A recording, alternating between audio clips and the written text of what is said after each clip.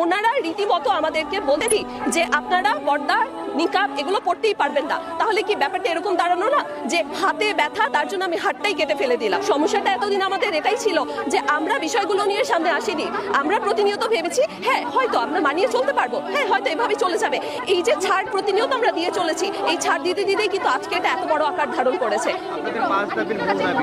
আমাদের 5 দাবির মূল দাবি এটাই যে আমরা আমাদের নিকাব এবং পর্দার যে বিধানটা সেটা যাতে আমরা সুন্দরভাবে পালন করতে পারি, এবং তারা যেরকম বলছে যে আমাদের আইডেন্টিফিকেশনের যে সমস্যা, এই আইডেন্টিফিকেশন তো কোনো এখন ইস্যু হওয়ার কথা না। ডিজিটাল বাংলাদেশ আমরা বলছি, তো ডিজিটালাইজেশনের তো অনেক কিছু আছে, অনেক প্রযুক্তি ব্যবহার করে আজকাল আমরা আইডেন্টিটির যেই রিকগনাইজ করার যে ব্যাপারটা সেটা আমরা করতে পারছি। আমাদেরকে এখানে নারী কর্মকর্তারা নেই, আমাদের নারী শিক্ষকরা নেই, তারা চাইলে কিন্তু সহজেই এই শনাক্তকরণের কাজটি করতে পারেন। এমন তো না যে প্রতিনিয়ত ক্লাসে বসে আমাদেরকে প্রত্যেক দিন করে শনাক্ত করতে হবে। তারা কি বলেছে, ভাইবা, প্রেজেন্টেশন, এই সময়গুলো